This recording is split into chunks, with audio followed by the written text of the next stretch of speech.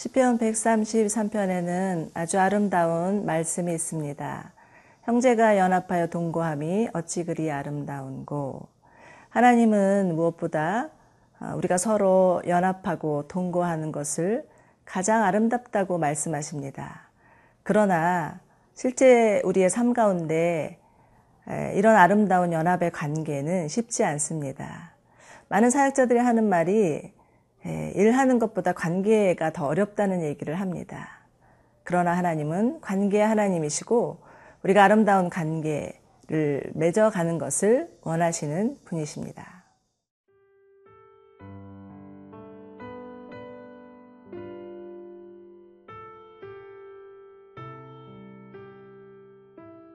여호수아 19장 1절에서 23절 말씀입니다.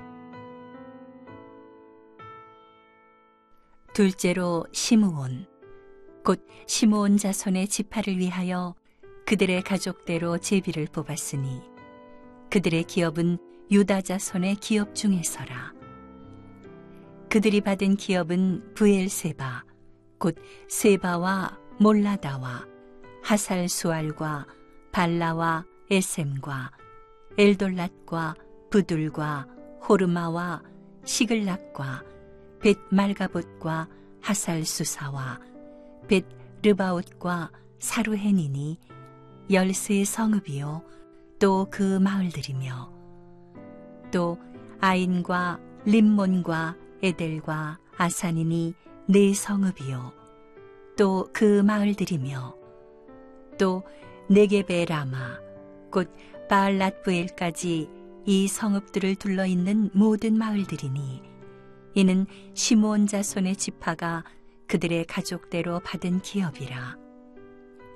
시므온 자손의 이 기업은 유다 자손의 기업 중에서 취하였으니 이는 유다 자손의 분깃이 자기들에게 너무 많으므로 시므온 자손이 자기의 기업을 그들의 기업 중에서 받음이었더라.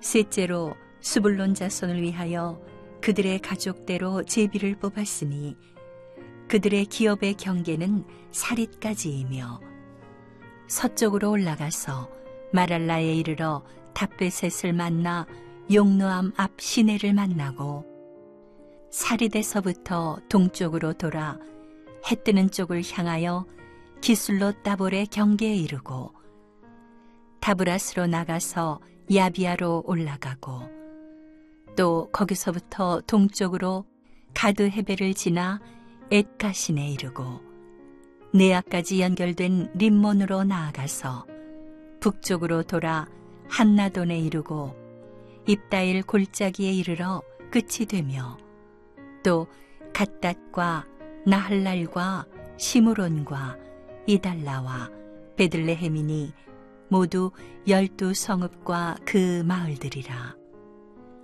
스불론 자손이 그들의 가족대로 받은 기업은 이 성읍들과 그 마을들이었더라. 넷째로 이사갈, 곧 이사갈 자손을 위하여 그들의 가족대로 제비를 뽑았으니 그들의 지역은 이스르엘과 그술롯과 수넴과 하바라임과 시온과 아나하랏과 랍빅과 기시온과 에베스와 레멧과 엔간님과 엔핫다와 벳바세스이며 그 경계는 다볼과 사하수마와 벳세메스에 이르고 그 끝은 요단이니 모두 16 성읍과 그 마을들이라. 이사갈 자손 지파가 그 가족대로 받은 기업은 이 성읍들과 그 마을들이었더라. 오늘 말씀은 시므온, 스불론, 이사갈 지파에게 기업이 분배되는 장면입니다. 1절부터 9절까지는 시므온 지파의 기업에 관한 내용인데요. 시므온 지파의 기업은 유다 자손들의 기업 안에 들어 있습니다. 그런데 이것은 참으로 불편한 진실이 아닐까요? 하나님께서 깨끗하게 경계를 정해서 주시면 좋으련만 뭔가 분명하지 않은 것 같습니다. 그러나 언제나 그렇듯이 하나님께서 하시는 일은 분명한 뜻이 있습니다. 9절입니다. 시므온 자손의 이 기업은 유다 자손의 기업 중에서 택하였으니 이는 유다 자손의 분깃이 자기들에게 너무 많으므로 시므온 자손이 자기의 기업을 그들의 기업 중에서 받음이러라. 유다 지파의 땅이 시므온 지파 안에 들어있는 것은 첫 번째 이유는 유다 지파에게 할당된 기업이 너무 많았기 때문이고, 또 두 번째 이유는 시므온 지파의 인구수가 적었기 때문입니다. 원래 광야 생활 초기에는 시므온 지파의 인구수가 한 5만 9,300명 가량 되었다고 합니다. 그런데 가나안 땅에 들어갈 당시에는 2만 2,200명 정도로 줄어듭니다. 이처럼 시므온 지파의 인구수가 급격히 감소된 데는 아마도 시므온 지파가 주동이 되어서 일으킨 시딤에서의 사건, 바알 부올의 사건과 무관하지 않는 것이라고 추정됩니다. 그래서 이처럼 줄어든 인구 탓에 별도로 독립된 땅을 분배받기에는 적합하지 않았습니다. 자칫하면 어설프게 행동했다가 가나안 족속에게 먹힐 수도 있었기 때문이죠. 남아있는 가나안 족속들을 쫓아내기에 여력이 없었고, 또 하나님께서 주신 그 기업을 유지할 수 있는, 방어할 수 있는 그러한 전력이 없었기 때문일 것입니다. 그런데 이때 유다 지파가 선뜻 자기들의 그 분배받은 땅을 내어주면서 시므온 지파를 도와줄 마음을 먹습니다. 이것은 우리가 앞서 요셉 지파가 자신들이 땅이 좁다고 더 달라고 그렇게 요구했던 것과는 참 대조를 이루고 있는 것 같습니다. 결국에 나중에 사사기를 보면 유다 지파와 시므온 지파가 서로 협력하는 아름다운 관계로 발전하는 것을 볼 수가 있습니다.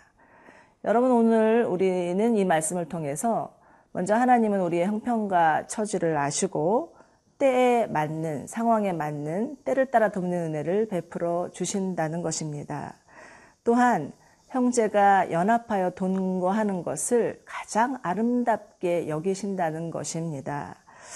여러분들, 우리 주변에도 연약한 자들이 있습니다. 그들에게 참으로 찾아가서 돕는 손길을 베푸는 것, 그것만큼 아름다운 일은 없습니다. 그러나 때로는 강한 자들도 무너질 때가 있습니다. 우리나라에 이런 말이 있죠. 남자는 절대 울면 안 된다. 그러나 남자도 울 수 있습니다.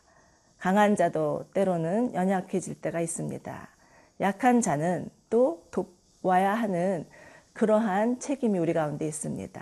우리는 모두 서로 돕고 돕는 상호 관계에 있는 자들입니다. 그래서 하나님의 은혜가 필요한 자들에게 찾아가고, 또한 우리가 하나님의 은혜가 필요하다고 우리의 연약함을 고백하는 것, 그러할 때 하나님의 아름다운 공동체를 이루어 갈 수 있을 것입니다.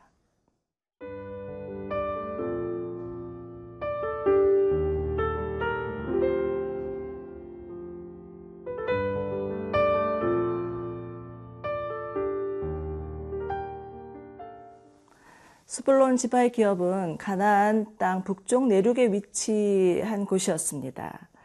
그런데 막상 그들이 차지한 땅은 넓지도 않고 척박하고 사방으로는 다른 지파에게 둘러싸여 있었습니다. 스불론 지파가 받은 땅의 지명을 아무리 읽어보아도 우리가 알만한 지명은 하나도 없습니다. 인간적으로 생각하면 그들이 받은 기업은 참 불만을 표할 수도 있는 그런 기업이지 않았나 싶습니다.